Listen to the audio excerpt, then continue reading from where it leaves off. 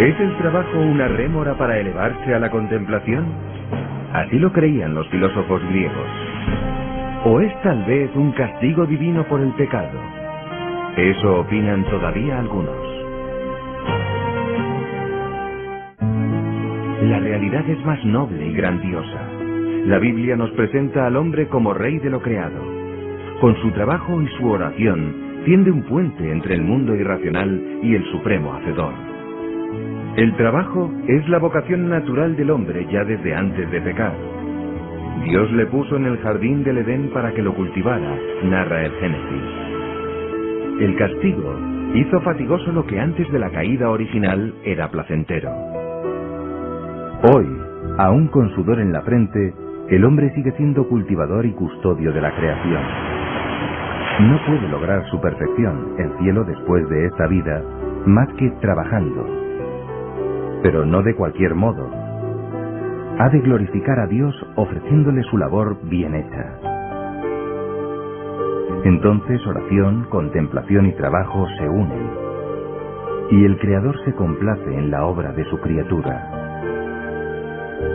No querer trabajar es pues un mal moral. El que no trabaje, que no coma, enseña San Pablo. En los primeros años de nuestra era en Galilea, un artesano daba al trabajo su más sublime dignidad. Jesús de Nazaret era Dios y hombre y su faenar tenía valor redentor. Uniéndose espiritualmente a él, el trabajador de hoy se convierte en corredentor y también en co-creador, pues Dios dejó la creación inacabada para que sus criaturas la perfeccionaran. Cada trabajador, afirma San Ambrosio, es la mano de Cristo que continúa creando y haciendo el bien. La revolución industrial del siglo XIX reduce el trabajo al nivel de mercancía. La consiguiente reacción antiliberal engendra una utopía radical, el marxismo. Iba a acarrear lucha de clases, revoluciones, dictaduras y persecuciones religiosas. La Iglesia debía dar respuesta a la nueva situación. León XIII, en la encíclica Rerum Novarum de 1891, reivindica un salario justo y unas condiciones laborales dignas. Habéis de pensar en que el trabajo necesita ser santificado, en que os habéis de hacer santos con el trabajo y habéis de santificar a los demás con vuestro trabajo. El Señor ha querido poner la santidad al alcance de la mano de todos. Nace como espiritualidad y abre camino a una teología que ve varias dimensiones en el trabajo. Es una vocación personal, un bien social, participación en la creación y en el plan de la redención. Este nuevo enfoque del trabajo es recogido por el Concilio Vaticano II. En la Gaudium et Spes enseña que los hombres con su trabajo desarrollan la obra del Creador, sirven a sus hermanos y cumplen los designios divinos en la historia. Juan Pablo II, en su encíclica Laborem Exercens, sitúa el trabajo en el centro mismo de la doctrina social de la Iglesia. Proclama la prioridad del trabajo sobre el capital, consecuencia lógica de la primacía del hombre respecto a las cosas. El conflicto no es la relación natural entre capital y trabajo. Son complementarios y se necesitan mutuamente. El uno no puede subsistir sin el otro. Deben colaborar y dialogar. Tiene que ser en un sentido objetivo, no en una situación de enfrentamiento, como suele ocurrir cuando los directivos hablan con los trabajadores. Siempre es en términos de negociación. Creo que deberían promoverse foros que les animaran a sentarse a hablar. No necesariamente sobre intereses individuales, sino los intereses del país.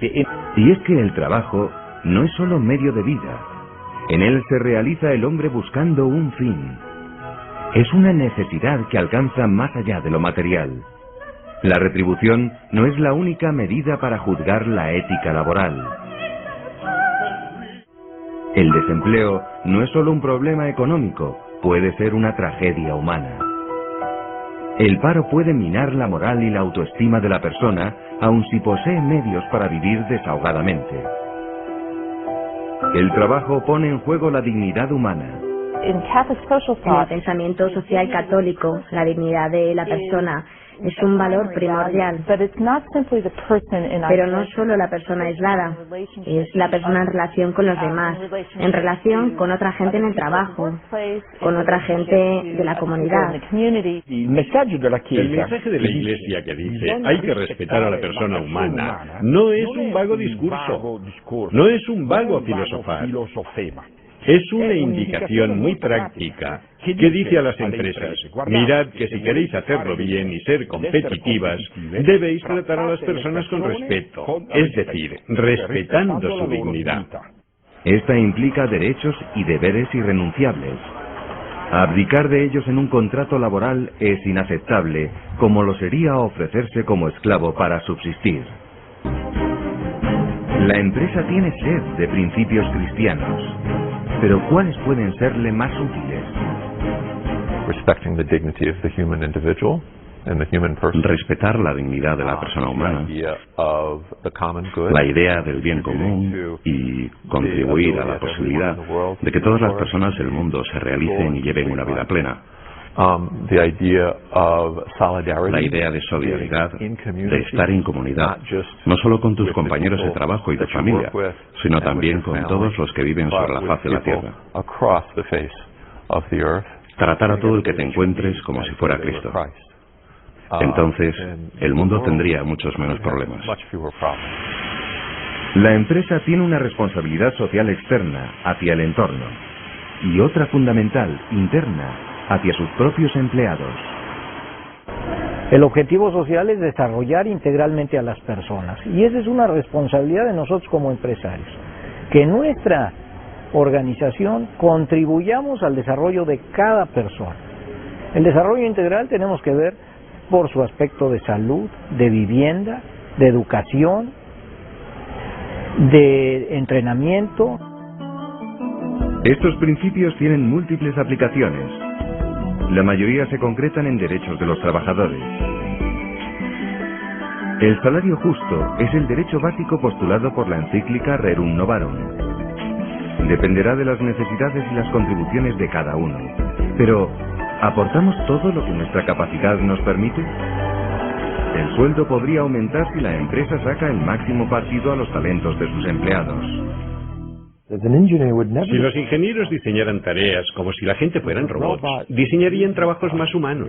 ¿Por qué digo esto? Lo digo porque un ingeniero nunca diseñaría un proceso en el que un robot empleara solo el 10% de su capacidad. Se consideraría un desperdicio. Pero por alguna razón tendemos a usar los seres humanos de una manera ínfima y no lo consideramos un despilfarro. La mayoría de la gente que trabaja no emplea toda su capacidad porque diseñamos tareas que solo exigen el 5 o el 10% de su potencial. ¿Se puede exigir todavía hoy a la empresa el llamado salario familiar? Algunos dicen que la doctrina o la tradición católica enseña que debe haber un salario justo, suficiente para sostener a toda la familia. Eso es malinterpretar lo que dice la doctrina social católica. El Papa Juan Pablo II trató esta cuestión del salario justo en su encíclica Laborem Exercens.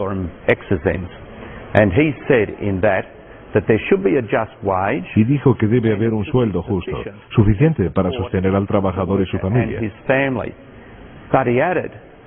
Pero añadió, sin embargo, que puede haber medidas sociales. Ese es el término que utilizó, medidas sociales que resultaran suficientes para cubrir todas las necesidades de los dependientes del trabajador. Hoy, en algunos países como Australia, las ayudas públicas cubren cerca de la tercera parte de los ingresos familiares. También es exigible una razonable previsión ante la enfermedad, el accidente, el desempleo y la jubilación. En las sociedades desarrolladas, las leyes impiden muchos abusos. Pero subsisten injusticias inaceptables. Eso y la carestía de la vivienda les mueve a retrasar el matrimonio. Peor se trata a menudo a los inmigrantes, en particular a los ilegales. Muchas veces se les priva de derechos básicos como la seguridad social o el contrato. La Iglesia propugna acogerlos respetando su dignidad. También anima a ayudar a sus países de origen a combatir las causas que les empujan a emigrar. En las naciones pobres, los abusos y carencias en materia laboral son más patentes. La peor de esas lacras es el trabajo infantil. Ya lo condenaba León XIII hace 100 años. Entonces, como ahora, es un abismo de violencia moral. Trunca el correcto desarrollo de la persona y entorpece su educación. Se carga a esos niños con trabajos que requieren esfuerzos físicos incompatibles con su edad. Muchos son peligrosos para su salud e incluso para su vida. El trabajo infantil es difícil de erradicar, pues en muchas ocasiones de él depende la subsistencia de sus familias y éstas consienten. Esta forma de explotación raya a veces en la esclavitud y es intolerable. Los niños, por encima de todo, tienen derecho a ser niños. Los accidentes de trabajo y las enfermedades laborales son todavía frecuentes en multitud de países, incluso desarrollados. La empresa tiene el deber moral, no solo legal, de velar por la salud, seguridad e higiene en el lugar de trabajo. Desgraciadamente para muchos empresarios, esta no destaca entre sus prioridades. Solo se trata de que el máximo responsable de la empresa dé un puñetazo de la mesa y diga, vamos a hacer prevención. Por otra parte, la integridad moral conlleva evitar presiones para actuaciones ilícitas, así como acosos sexuales y morales. El derecho de los trabajadores a fundar asociaciones capaces de representarles ha de ponerse en el rango de los derechos fundamentales de la persona. Lo dice el Concilio Vaticano II en la Gaudium et Spes.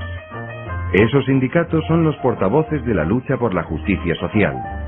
Pero su lucha, precisa Juan Pablo II, debe entenderse como una acción de defensa a favor del justo bien, no como una lucha contra los otros.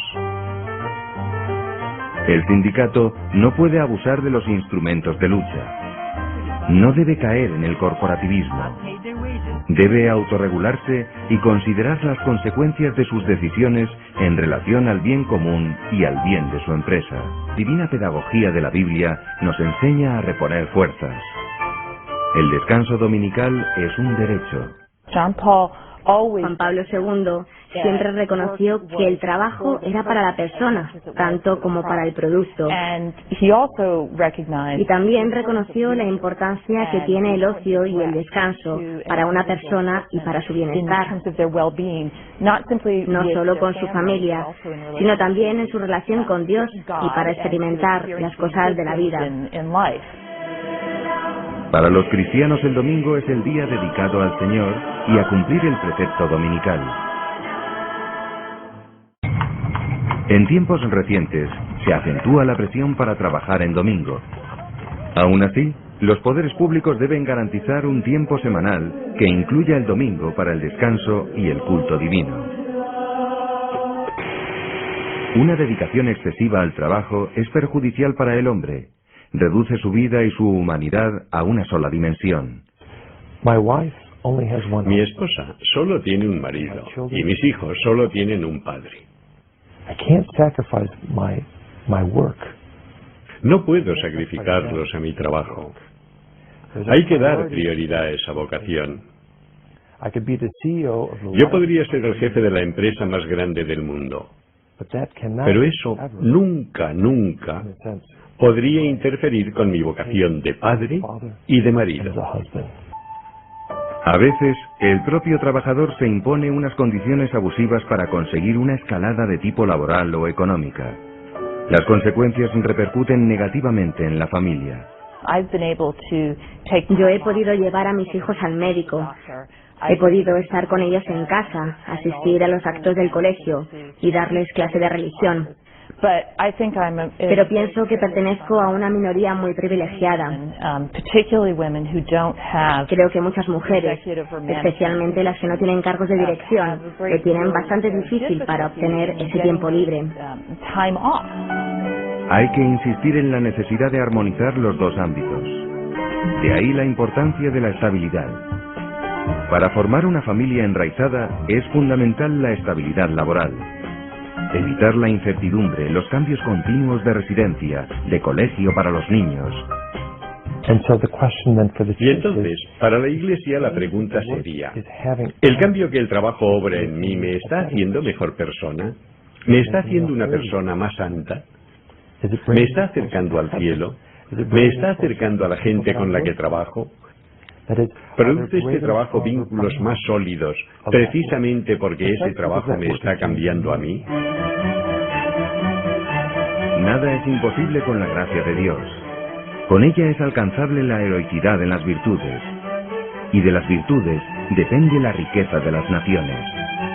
Lo dijo Juan Pablo II. Las causas morales de la prosperidad residen en una constelación de virtudes: diligencia, competencia, orden, honestidad, iniciativa, sobriedad, espíritu de servicio, respeto a la palabra dada.